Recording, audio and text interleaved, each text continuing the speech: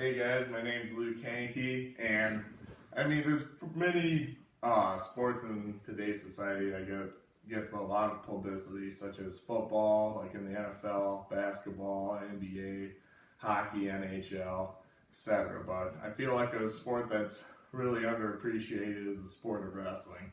Not WWE, but the one that you see in the Olympics, college, high school, etc. So then I'm going to kind of teach you guys I'm going to inform you guys about the sport of wrestling. I'm going to give you a little bit of the history. I'm going to give you different styles of wrestling along with how it is in today's society.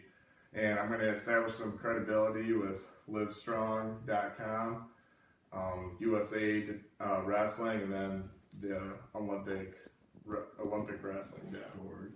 So then my goal of this speech is to let you guys know a little bit more about the sport of wrestling, along with giving yourself a challenge to actually go to a wrestling meet, kind of learn the sport yourself, kind of see the energy, the excitement, along with the technique along behind wrestling, and see how powerful of a sport it truly is. So then, first, I'm going to teach you guys kind of the history background of wrestling. First, I'm going to kind of give you the origins of wrestling. Many ancient Egyptians and Sumerians, they were the ones that originally started wrestling. But then it really became popular with the Greeks when they actually established the first Olympic Games in 740 BC. And it was actually incorporated with the pentathlon. So then, along with the discus, the javelin throw, the shot put, the running, the wrestling was actually incorporated with the pentathlon. But then Milan the Great, he was kind of the most popular, well-known guy, winning multiple titles in the Olympics. And then, ever since then, in 1896, that's when Olympic wrestling was actually developed, and reinstated in the true Olympic Games. It was one of the original Olympic events. But then, just because there's probably different styles that you're more familiar with, so like folk style, that's probably what you've seen at high school wrestling, or at a college wrestling meet.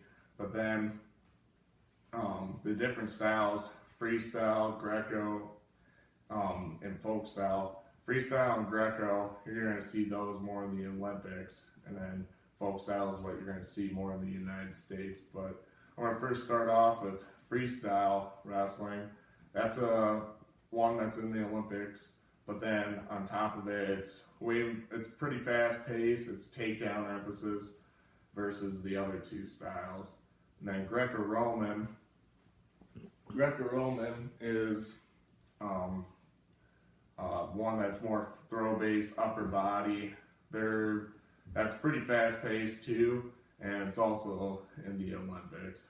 Then folk style, that's the other style of wrestling, and that's in the United States. That's pretty slow-paced, but there's a lot more rules, more violations versus freestyle in Greco-Roman. But then, obviously, you're going to see folk style, freestyle, and Greco today in today's society. But then wrestling's kind of developed into a pretty popular sport. Well, not pretty popular, but within the Olympics, it's pretty popular. But it actually was almost banned from the Olympics until many supporters, many gold medalists, many Olympic followers actually kind of put up a fit enough so that it kept the sport alive in the Olympics. And then also, on top of it, a lot of people consider wrestling probably one of the hardest sports, just because of, it's really there's so much technique that you have behind it, along with, there's a lot of, just because it's different styles and different situations, you got to use your best moves to kind of get the advantage on the opponent. Along with the intensive training, there's going to be a lot of running, conditioning, weightlifting, going to practice early morning and at night. That's really incorporated with it. Cutting weight, you want to get yourself an advantage over your opponent just because you want to lose weight and be kind of bigger for your weight class. But then you also got to kind of give yourself self-discipline on not trying to make weight, sacrificing sweets or that next big meal. And then also, obviously, it's pretty easy to get an injury from wrestling. And then, I mean, obviously, you see wrestling in youth, so like AAU, youth tournaments, college wrestling, and then high school wrestling. And most of those are folk style.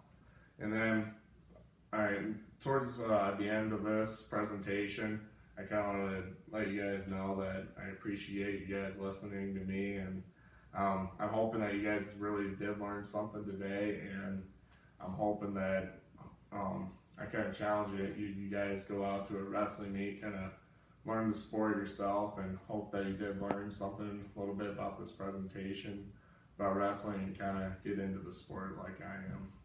Thank you.